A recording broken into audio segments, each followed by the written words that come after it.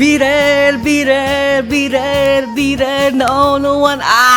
Aduh, itu akhirnya diputar ke film biopik Michael Jackson yang satu ini. Aduh, akhirnya Pak, The Legend of Michael Jackson is returned. Want the world to feel.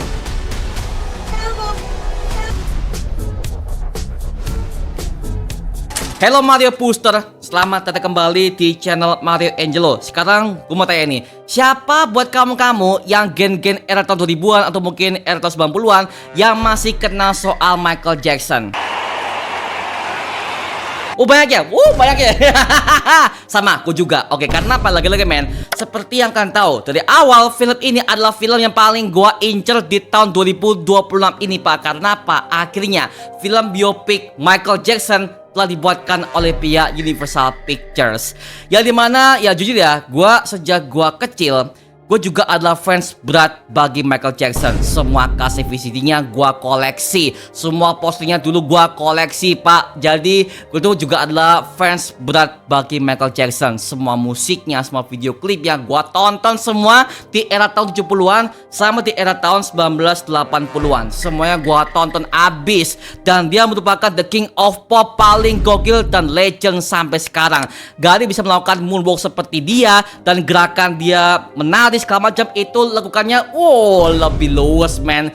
Dan ini ya, maaf ya, gue bisa memberikan sebuah statement bahwa ini merupakan sebuah film biopik terbaik setelah filmnya Bohemian Rhapsody serta filmnya Elvis kemarin. Oke, jadi gokil sih. Karena apa? Semua plot ceritanya, sejarahnya, semuanya sangat akurat dengan apa yang pernah gue baca di berita, di artikel, zaman-zaman blogspot dulu ya, WordPress. Semuanya sangat akurat man. Dan itu digambarkan dengan baik kepada film Michael biopik yang satu ini. Oke, jadi mungkin buat kamu yang gen-gen sekarang ya, yang masih belum tahu, jadi Michael Jackson ini merupakan tokoh legendaris di dunia musik yang gerakannya, bahkan tariannya, serta suaranya sebagai vokalis itu semuanya gokil men. Dan dia merupakan the king of pop di era tahun 90-an sampai di akhir hayatnya tahun 2009 Pak ya. Jadi si film Michael ini pas gua ketika nonton, gua bener-bener dibuat nostalgia dengan semua musik-musiknya. Dan kita juga diperlihatkan bagaimana bentuk ketika si Michael akan bikin lagunya, dan dari manakah dia bisa dapat ide yang segila itu ketika dia akan bikin sebuah video klip. Semuanya diberikan dengan jelas kepada film yang satu ini. Dan ternyata gue baru tahu Pak, kalau Michael Jackson ini juga adalah orang yang suka nonton film. Oke, karena apa? Gue pernah dapat sebuah bentuk video interview si Michael dan juga si Chris Tucker yang merupakan aktor yang pernah main di filmnya Rush Hour. Dan dia pernah menceritakan kalau si Michael ini adalah orang yang suka banget nonton film. Semua dia tonton Pak, dan itu akhirnya digambarkan dengan jelas kepada film ini. Dia suka nonton, dan dia juga ambil inspirasi dari berbagai macam para penyanyi legendaris, dan dia belajar banyak banget dari mereka. Alhasil dia bisa menjadi seorang legend yang bisa kita kenal sekarang sebagai Om MJ. Anjay, Om MJ Pak. Oke, tapi ya jujur gua di bioskop ya, first impression gua mengenai film ini, di awal opening aja kita udah dikasih lihat bagaimanakah musiknya bad seperti apa. You wanna bet, I'm bad, anjay. Itu opening Pak, ada logonya Universal. Tapi lagu Michael akhirnya diputar dengan beberapa orang yang menanyakan Michael. Oh itu gua langsung ke bawah men, semua ke bawah. Karena apa ya, lagi-lagi men, gue juga adalah orang yang kenal banget bagaimanakah kehidupan Michael seperti apa. Karena kan lagi-lagi ya, dari gua kecil gue tuh ngefans banget sama si Michael Jackson, dan gue baca semua artikel dia, interview dia. Bahkan ketika tahun 2009 ya, itu pas gue masih SD banget, SD kelas 6. Gue masih ingat itu pas gue denger Michael udah meninggal ya. Wah itu gue shock banget sih. Semua dunia shock, semua di media televisi, berita segala macam, semuanya rame membicarakan Michael Jackson yang meninggal di umur dia yang 50 tahun. Ya itu gue ketika tahu sih, aduh. Ya lagi-lagi men, karena ini orang udah saking legendnya, dan dia baik kepada semua para penggemarnya, dan gak songong juga. Jadi ya memang ini orang merupakan orang yang sangat baik banget. Makanya semua orang juga sangat respect kepada sosok Michael Jackson yang dianggap telah merubah dunia pop culture di dunia musik. itulah si Michael. Makanya ya lagi-lagi men, di film ini akhirnya memberikan sebuah bentuk penghormatan yang layak kepada Om Michael di film ini. Dan si aktornya Jafar Jackson ini merupakan keponakan langsung dari Michael Jackson yang asli, oke? Dan dia adalah keluarga aslinya si Om Michael ini ya. Dan ketika dia memerankan tokoh Michael di film ini ya, dalam segi bentuk mukanya, rambutnya, bahkan acting dia sebagai aktor, itu semua nyampe men, semua nyampe. Bahkan gerakan dia, lekukannya segala macam, itu semuanya tidak ada yang miss dan semuanya perfect men. Bahkan gue ketika dengerin sebuah lagu Beat It, itu semuanya pas gue ketika lihat ya, itu gue mau lompat men. Karena apa? Itu adalah musik yang paling gue suka. No one to fear it. Gila. Karena gue apal semua video klipnya, itu dia Pak. Makanya pas gue ketika nonton mengenai hal itu ya, wah gue merinding men, semua gue merinding loh. Aduh, gila.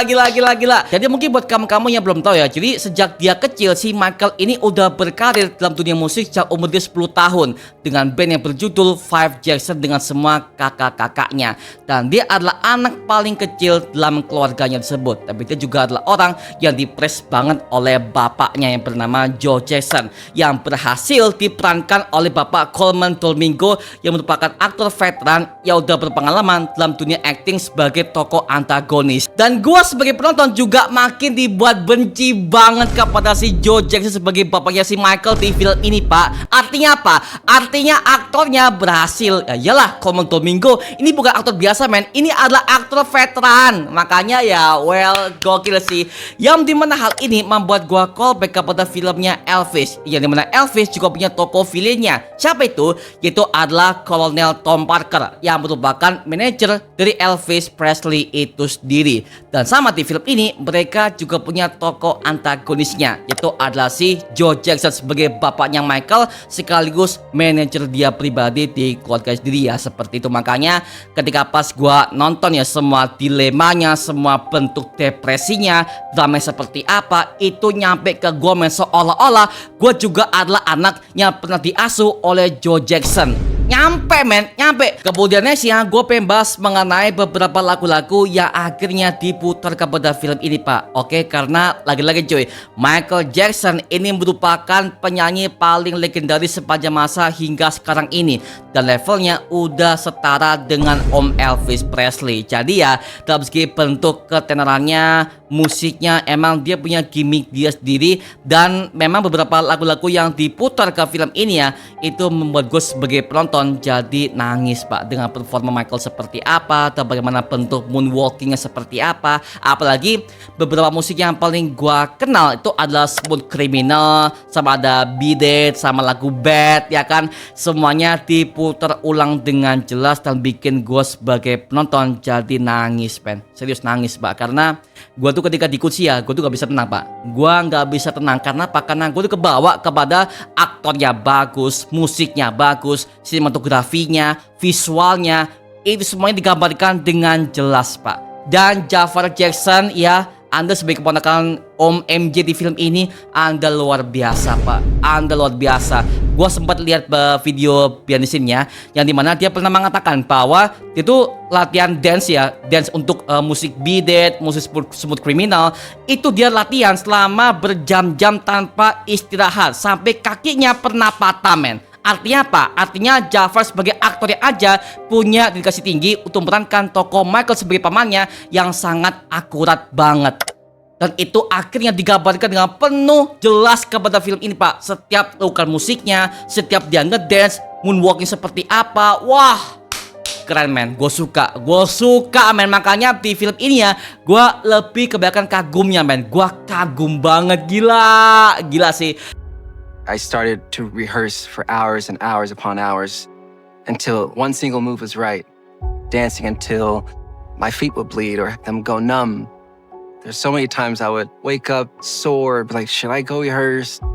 Should I just take a break and let the body relax? Kemudian nextnya gue pengen bahas mengenai ending dari filmnya Michael ini Pak ya, yang dimana ini ada pertama kalinya film biopik akan mendapatkan sequel keduanya. Karena maaf ya, gue udah ngikutin berbagai macam film biopik dari zaman-zamannya film Elvis kayak Bohemian Rhapsody kek, Bob Marley kek, mereka tuh nggak pernah bikin film part kedua. Dan ini pertama kalinya film tentang Michael Jackson mendapatkan sequel. Anjir, film biopik dapat sequel. Ini menarik sih, karena emang kehidupan Michael Jackson emang sepanjang itu. Dari era tahun 80-an, 90-an, 2000-an awal, bahkan ke tahun 2005 aja, dia udah pernah kena kasus lah, skandal lah, bahkan punya hutang di mana-mana lah, bahkan dia udah pernah berkeluarga. Bahkan musik yang paling bikin gue memorable di era tahun 2000-an awal itu adalah lagunya You Are Not Alone. Itu merupakan sebuah lagu yang sampai sekarang masih menemani hati gue ketika gue masih sendirian, men. Anjay. Karena emang ya semakin dia dewasa, semakin lagu-lagu yang ia ciptakan juga semakin slow, semakin wow. Jadi ya semakin ke arah romance lah ya, seperti itu. Makanya,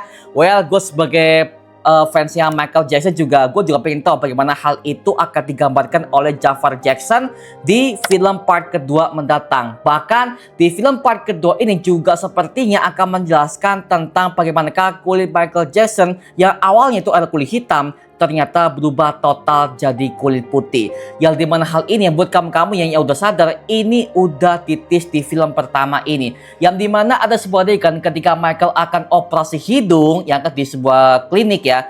Dia minta dokternya agar supaya hidungnya bisa diperkecil untuk photoshootnya. Oke, dan ketika dia ngecek tangannya, kita bisa melihat tangannya aja sudah ada pori-pori kulit yang udah mati, men. Yang dimana ini merupakan sebuah bentuk transformasi awal ketika Michael akan berubah total jadi kulit putih pucat seperti yang kita kenal sekarang, men. Oke, yang dimana mungkin buat kamu-kamu yang masih menganggap Michael tuh operasi kulit dan segala macam, kagak, men. Michael Jackson dari sejak dia muda aja dia udah punya penyakit kelainan pigmen di kulitnya. Yang awalnya dia udah punya kulit hitam, dan sekarang tiba-tiba dia punya kulit putih. Tapi putih itu bukan putih-putih yang oke ya, putih yang pucat loh, putih-putih yang udah mati pigmennya segala macam. Pokoknya semua itu akan di-reveal total kepada film part kedua mendatang. Dan gue pengen tahu bagaimanakah Jafar Jackson sebagai pemeran utamanya. Mungkin dia pakai ini ya, makeup prostetik, atau mungkin pakai full ditambah dengan CGI segala macam. Mungkin gue nggak tahu ya. Pokoknya nanti gue pengen tahu sih bagaimana hal itu akan dibawakan dengan jelas kepada film part kedua Michael seperti apa. Apalagi di era tahun 90-an bahkan tahun 2000-an awal, Michael ini udah punya kena kasus problem tentang hutang lah, tentang dia problem hubungan dia dengan bapaknya seperti apa. Itu makin tinggi, men, di era tahun 2000-an awal. Bahkan ketika Michael meninggal aja, Pak, bapaknya Joe Jackson ketika dia di-review oleh berbagai macam media tentang kematian anaknya, dia seperti seolah-olah kayak orang yang nggak peduli, men. Udah nggak peduli dan bahkan menganggap kalau Michael dan semua anak-anaknya adalah aset untuk dunia hiburan. Kan gila ya.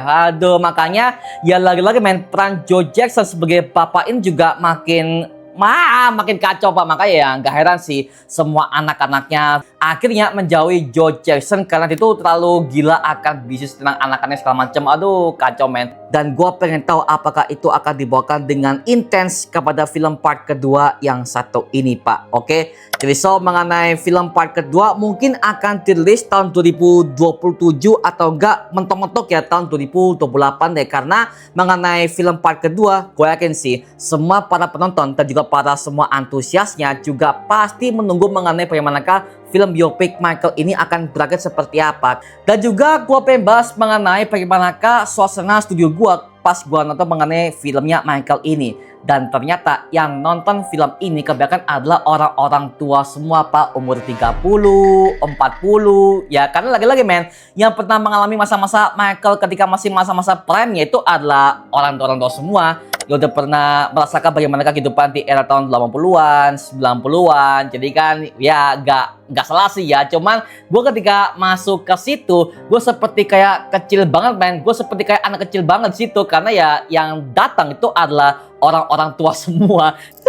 Tapi ya udahlah ya, nggak apa sih, karena ya lagi-lagi, men, emang eranya Michael Jackson ketika masih prime-nya itu memang di era tahun 60-an, 70-an, 60-an. Ya sih, please ya, gue pengen Jafar Jackson juga tampil penuh dengan begitu elegan di part kedua nanti. Dan gue pengen tahu bagaimana plot ceritanya yang akan disampaikan dengan jujur di part kedua nanti sebagai bentuk sequelnya Michael Jackson. Mantap, gokil, gokil, gokil. Oke, skor mengenai filmnya Michael ini gua ke skor sekitar 9,5 per 10 karena sepanjang gua nonton ya, dari awal opening, pertengahan, konflik, dramanya, musiknya, bahkan sampai kepada endingnya, gua makin tepuk tangan, gua pengen lompat dari kursi, dan gua sepanjang nonton gua pengen teriak hihi hihi karena saking nyampe yang ke hati gua, Pak. Jadi ya, film Michael ini merupakan sebuah film biopik terbaik buat gue pribadi setelah eranya Bohemian Rhapsody serta film Elvis. Oke,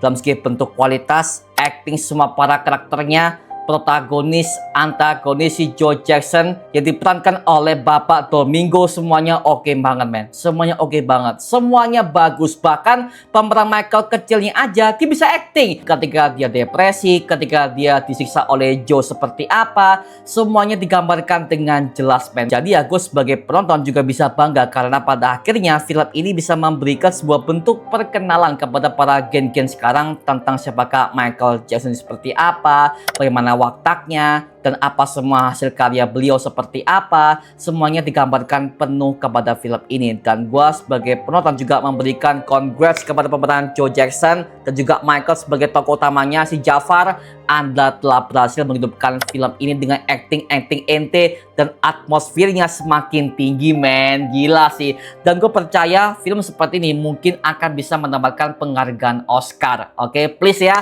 please Oscar kasih piala ini ke Michael deh. Gokil. Nah, sekarang gue serahkan kepada kalian. Gimana pendapat kamu terkait mengenai film Michael yang satu ini? Tuliskan pendapat kamu di kolom komentar di bawah dan kita bisa diskusikan bareng seperti biasanya. Oke? Nama gue Mario Angelo dan sampai ketemu di video berikutnya. Adios dan thank you semuanya. Dadah.